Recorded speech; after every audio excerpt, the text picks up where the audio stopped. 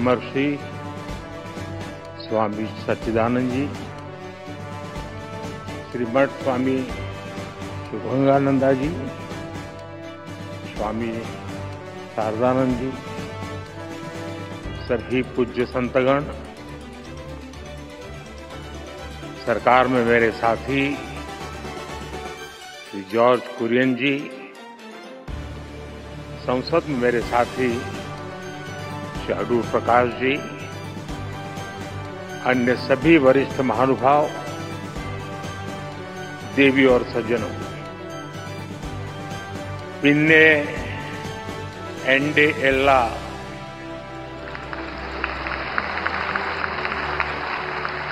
प्रियपेट मलयाली सहोदरी सहोदरन Marco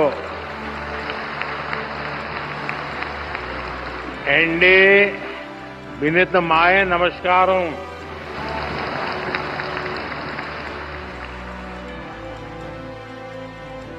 आज ये परिसर देश के इतिहास की एक अभूतपूर्व घटना को याद करने का साक्षी बन रहा है। एक ऐसी ऐतिहासिक घटना जिसने न केवल हमारे स्वतंत्रता आंदोलन को नई दिशा दी, बल्कि स्वतंत्रता के उद्देश्य को, आजाद भारत के सपने को ठोस मायने दिए।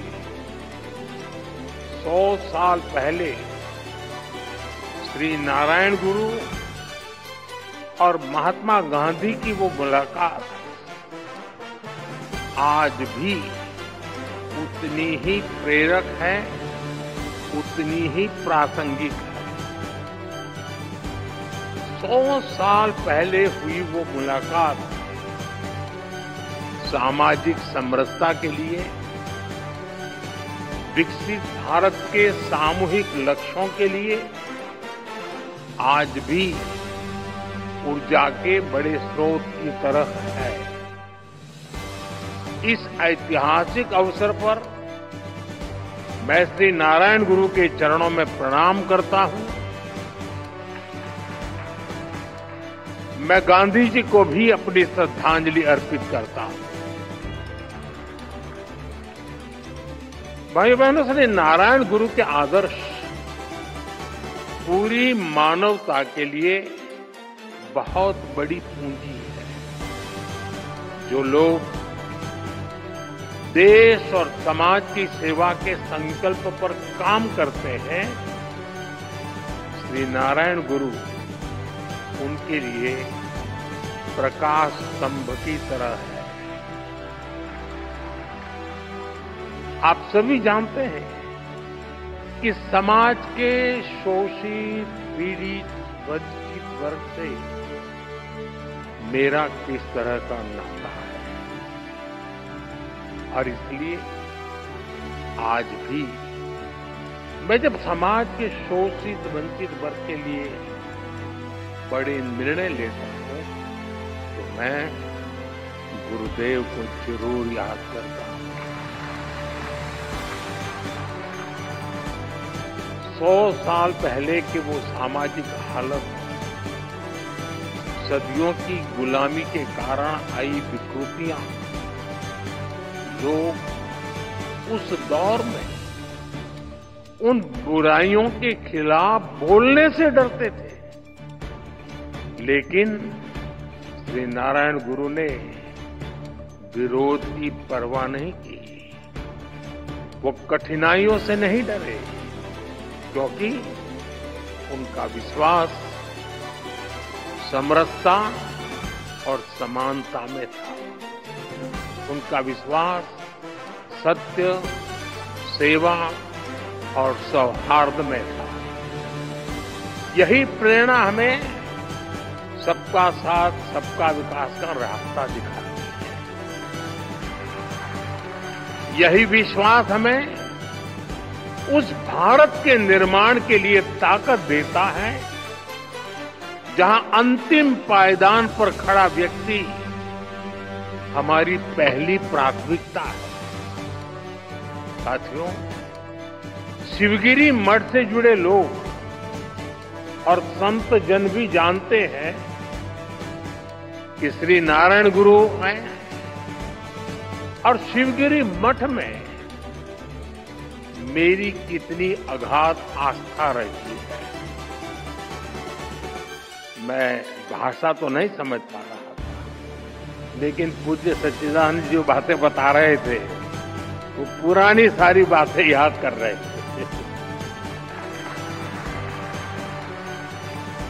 और मैं भी देख रहा था कि उन सब बातों पर आप बड़े भाव विभोर होकर के उसके साथ जुड़ जाते थे। और मेरा सौभाग्य है कि मठ के पूज्य संतों ने हमेशा मुझे अपना स्नेह दिया है। मुझे याद है 2013 में, तब तो मैं गुजरात में मुख्यमंत्री था, जब केदारनाथ में प्राकृतिक आपदा आई थी, तब शिवगिरी मठ के कई पूज्य संत वहां फंस गए थे, कुछ भक्तजन भी फंस गए थे। शिवगिरी मठ ने वहां फंसे लोगों को सुरक्षित निकालने के लिए भारत सरकार का संपर्क नहीं किया था। प्रकाश जी, बुरा मत मानना। शिवगिरी मठ ने, मैं एक राज्य का मुख्यमंत्री था, मुझे आदेश दिया और इस सेवक पर भरोसा किया कि भाई ये काम तुम करो। और ईश्वर कृपा से सभी संत, सभी भक्तजन को सुरक्षित में ला पाया था। साथियों, वैसे भी मुश्किल समय में हमारा सबसे पहला ध्यान उसकी ओर जाता है जिसे हम अपना मानते हैं, जिस पर हम अपना अधिकार समझते हैं। और मुझे खुशी है कि आप अपना अधिकार मुझ पर समझते हैं। शिवगिरी मठ के संतों के इन अपनेपन से ज्यादा आत्मिक सुख की बात मेरे लिए और क्या हो। साथियों, मेरा आप सबसे एक रिश्ता काशी का भी है।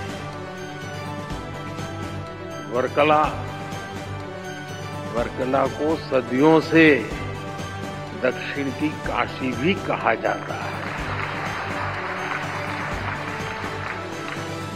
और काशी चाहे उत्तर की हो या दक्षिण की, मेरे लिए हर काशी मेरी काशी ही है।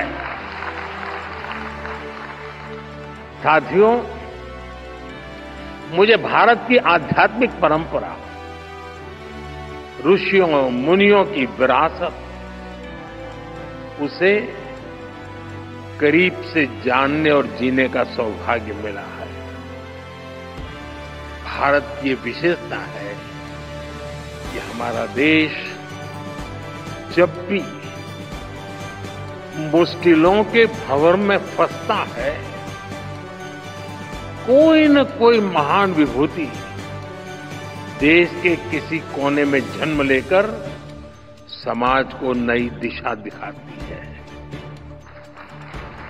कोई समाज के आध्यात्मिक उत्थान के लिए काम करता है, कोई सामाजिक क्षेत्र में समाज सुधारों को गति देता है। श्री नारायण गुरु ऐसे ही महान संत थे। निवृत्ति पंचकम और आत्मोपदेश शतकम जैसी उनकी रचनाएं ये अद्वैत और अध्यात्म के किसी भी स्टूडेंट के लिए गाइड की तरह है। साथियों, योग और वेदांत साधना और मुक्ति नारायण गुरु के मुख्य विषय थे, लेकिन वो जानते थे कि कुरीतियों में फंसे समाज का आध्यात्मिक उत्थान उसके सामाजिक उत्थान से ही संभव होगा। इसलिए उन्होंने अध्यात्म को समाज सुधार और समाज कल्याण का एक माध्यम बनाया और श्री नारायण गुरु के ऐसे प्रयासों से गांधी जी ने भी प्रेरणा पाई, उनसे मार्गदर्शन लिया।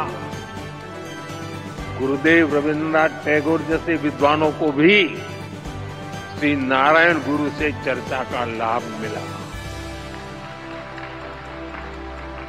साथियों, एक बार किसी ने श्री नारायण गुरु की आत्मोपदेश शतकम रमण महर्षि जी को सुनाई थी। उसे सुनकर रमण महर्षि जी ने कहा था, अवर एल्लाम तेरिंजवर, यानी वो सब कुछ जानते हैं। और उस दौर में जब विदेशी विचारों के प्रभाव में भारत की सभ्यता, संस्कृति और दर्शन को नीचा दिखाने के षड्यंत्र हो रहे थे, श्री नारायण गुरु ने हमें ये एहसास कराया कि कमी हमारी मूल परंपरा में नहीं है। हमें अपने आध्यात्म को सही अर्थों में आत्मसात करने की जरूरत है। हम नर में श्री नारायण को, जीव में शिव को देखने वाले लोग हैं।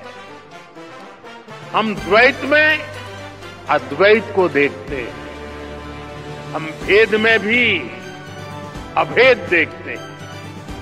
हम विविधता में भी एकता देखते हैं। साथियों, आप सभी जानते हैं श्री नारायण गुरु का मंत्र था, ओरु जाति, ओरु मतम, ओरु देवम, मनुष्यनु।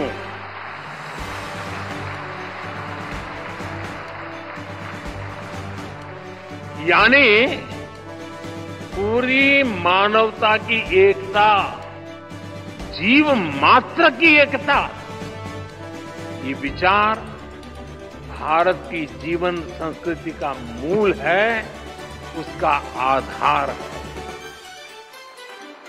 आज भारत उस विचार को विश्व कल्याण की भावना से विस्तार दे रहा है।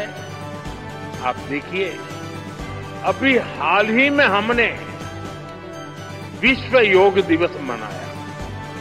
इस बार योग दिवस की थीम थी yoga for one earth one health, यानी एक धरती एक स्वास्थ्य। इसके पहले भी भारत ने विश्व कल्याण के लिए वन वर्ल्ड वन हेल्थ जैसे इनिशिएटिव शुरू किया है। आज भारत सस्टेनेबल डेवलपमेंट की दिशा में वन सन, वन अर्थ, वन ग्रिड जैसे ग्लोबल मूवमेंट को भी लीड कर रहा है। आपको याद होगा 2023 में भारत ने जब G20 समिट को होस्ट किया था, हमने उसकी भी थीम रखी थी, one earth, one family, one future. हमारे इन प्रयासों में वसुधैव कुटुंबकम की भावना जुड़ी हुई है। श्री नारायण गुरु जैसे संतों की प्रेरणा जुड़ी हुई है। साथियों, श्री नारायण गुरु ने एक ऐसे समाज की परिकल्पना की थी जो भेदभाव से मुक्त हो। मुझे संतोष है कि आज देश सेचुरेशन अप्रोच पर चलते हुए भेदभाव की हर गुंजाइश को खत्म कर रहा है। लेकिन आप 10-11 साल पहले की हालत को याद करिए। आजादी के इतने दशक बाद भी करोड़ों देशवासी कैसा जीवन जीने को मजबूर थे। करोड़ों परिवारों के सिर पर छत तक नहीं, लाखों गांवों में पीने का साफ पानी नहीं, छोटी छोटी बीमारी में भी इलाज कराने का विकल्प नहीं, गंभीर बीमारी हो जाए तो जीवन बचाने का कोई रास्ता नहीं। करोड़ों गरीब, दलित, आदिवासी महिलाएं मूलभूत मानवीय गरिमा से वंचित थे और ये करोड़ों लोग इतनी पीढ़ियों से इन कठिनाइयों में जीते चले आ रहे हैं कि उनके मन में बेहतर जिंदगी की उम्मीद तक मर चुकी थी। जब देश की इतनी बड़ी आबादी ऐसी पीड़ा और निराशा में थी, तब देश कैसे प्रगति कर सकता था? और इसलिए हमने सबसे पहले संवेदनशीलता को सरकार की सोच में ढाला। हमने सेवा को संकल्प बनाया। इसी का परिणाम है कि हम पीएम आवास योजना के तहत करोड़ों गरीब, दलित, पीड़ित, शोषित, वंचित परिवारों को पक्के घर दे पाए। हमारा लक्ष्य हर गरीब को उसका पक्का घर देने का है। और ये घर केवल ईंट सीमेंट का ढांचा नहीं होता, उसमें घर की संकल्पना साकार होती है, तमाम जरूरी सुविधाएं होती है। हम 4 दीवारों वाली इमारत नहीं देते, हम सपनों को संकल्प में बदलने वाला घर देते हैं। इसलिए पीएम आवास योजना के घरों में गैस, बिजली, शौचालय जैसी हर सुविधा सुनिश्चित की जा रही है। जल जीवन मिशन के तहत हर घर तक पानी पहुंचाया जा रहा है। ऐसे आदिवासी इलाकों में जहां कभी सरकार पहुंची ही नहीं, आज वहां विकास की गारंटी पहुंच रही है। आदिवासियों में, उसमें भी जो अति पिछड़े आदिवासी हैं, हम उनके लिए पीएम जनमन योजना शुरू की है। उससे आज कितने ही इलाकों की तस्वीर बदल रही है। इसका परिणाम यह है कि समाज में अंतिम पायदान पर खड़े व्यक्ति में भी नई उम्मीद जगी है। वो न केवल अपना जीवन बदल रहा है, बल्कि वो राष्ट्र निर्माण में भी अपनी मजबूत भूमिका देख रहा है। साथियों, श्री नारायण गुरु ने हमेशा महिला सशक्तिकरण पर जोर दिया था। हमारी सरकार भी वुमेन लेड डेवलपमेंट के मंत्र के साथ आगे बढ़ रही है। हमारे देश में आजादी के इतने साल बाद भी ऐसे कई क्षेत्र थे जिनमें महिलाओं की एंट्री ही बैन थी। हमने इन प्रतिबंधों को हटाया। नए नए क्षेत्रों में महिलाओं को अधिकार मिले। आज स्पोर्ट से लेकर स्पेस तक हर फील्ड में बेटियां देश का नाम रोशन कर रही हैं। आज समाज का हर वर्ग, हर तबका एक आत्मविश्वास के साथ विकसित भारत के सपने को उसमें अपना योगदान दे रहा है। स्वच्छ भारत मिशन, पर्यावरण से जुड़े अभियान, अमृत सरोवर का निर्माण, मिलेट्स को लेकर जागरूकता जैसे अभियान, हम जन भागीदारी की भावना से आगे बढ़ रहे हैं। 140 करोड़ देशवासियों की ताकत से आगे बढ़ रहे हैं। साथियों, श्री नारायण गुरु कहते थे, विद्या कौन प्रबुद्धर आऊ का, संगठना कौन शक्तर आऊंगा प्रयत्नम कर्ण संपन्नार आऊंगा। यानी enlightenment through education, strength through organisation, prosperity through industry. उन्होंने खुद भी इस विजन को साकार करने के लिए महत्वपूर्ण संस्थाओं की नींव रखी। शिवगिरी में ही गुरुजी ने शारदा मठ की स्थापना की थी। मां सरस्वती को समर्पित ये मठ, इसका संदेश है कि शिक्षा ही वंचितों के लिए उत्थान और मुक्ति का माध्यम बनेगी। मुझे खुशी है कि गुरुदेव के उन प्रयासों का आज भी लगातार विस्तार हो रहा है। देश के कितने ही शहरों में गुरुदेव सेंटर्स और श्री नारायण कल्चरल मिशन मानव हित में काम कर रहे हैं। साथियों, शिक्षा, संगठन और औद्योगिक प्रगति से समाज कल्याण के इस विजन की स्पष्ट छाप आज हम देश की नीतियों और निर्णयों में भी देख सकते हैं। हमने इनके दशक बाद, इतने दशक देश में नई एजुकेशन पॉलिसी लागू की। नई एजुकेशन पॉलिसी न केवल शिक्षा को आधुनिक और समावेशी बनाती है, बल्कि मातृभाषा में पढ़ाई को भी बढ़ावा देती है। इसका सबसे बड़ा लाभ पिछड़े और वंचित तबके को ही हो रहा है। साथियों, हमने पिछले एक दशक में देश में इतनी बड़ी संख्या में नई आईआईटी, आईआईएम, एम्स जैसे संस्थान खोले हैं, जितने आजादी के बाद 60 वर्षों में नहीं खुले।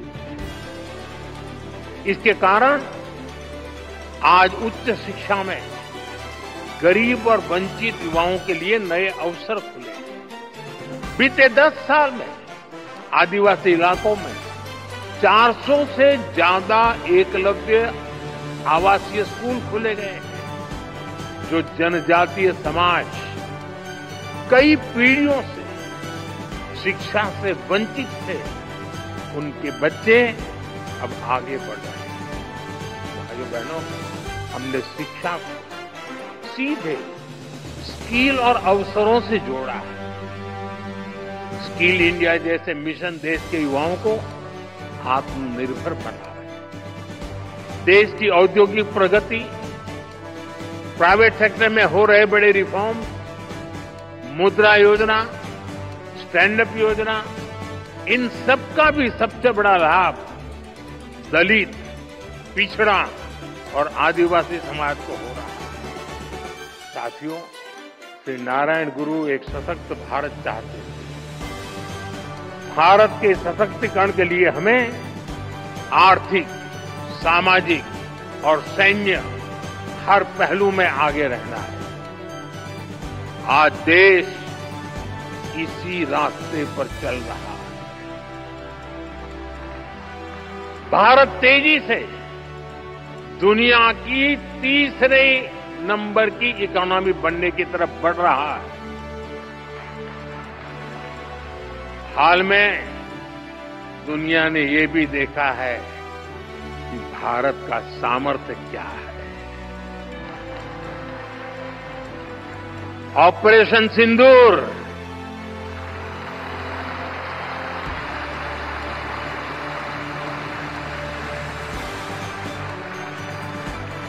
ऑपरेशन सिंदूर आतंकवाद के खिलाफ भारत की कठोर नीति को दुनिया के सामने एकदम स्पष्ट कर दिया है।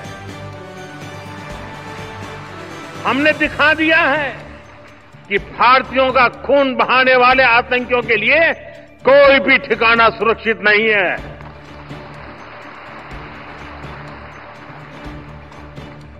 साथियों, आज का भारत देश हित में जो भी हो सकता है और जो भी सही है, उसके हिसाब से कदम उठाता है। आज सैन्य जरूरतों के लिए भी भारत की विदेशों पर निर्भरता लगातार कम हो रही है। हम डिफेंस सेक्टर में आत्मनिर्भर हो रहे हैं और इसका प्रभाव हमने ऑपरेशन सिंदूर के दौरान भी देखा है। हमारी सेनाओं ने भारत में बने हथियारों से दुश्मन को 22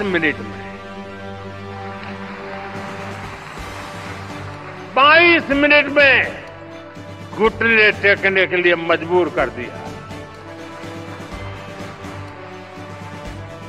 मुझे विश्वास है आने वाले समय में मेड इन इंडिया हथियारों का डंका पूरी दुनिया में बजेगा।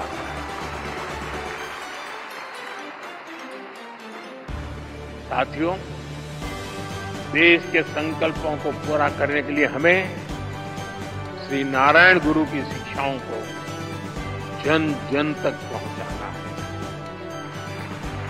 हमारी सरकार भी इस दिशा में सक्रियता के साथ काम कर रही है। हम शिवगिरी सर्किट का निर्माण करके श्री नारायण गुरु के जीवन से जुड़े तीर्थ स्थानों को जोड़ रहे हैं। मुझे विश्वास है उनके आशीर्वाद, उनकी शिक्षाएं अमृतकाल की हमारी यात्रा में देश को रास्ता दिखाती रहेगी। हम सब एक साथ मिलकर विकसित भारत के सपने को पूरा करेंगे। श्री नारायण गुरु का आशीर्वाद हम सभी पर बना रहे, इसी कामना के साथ मैं शिवगिरी मठ के सभी संतों को फिर से नमन करता हूं। आप सबका बहुत बहुत धन्यवाद। नमस्कार।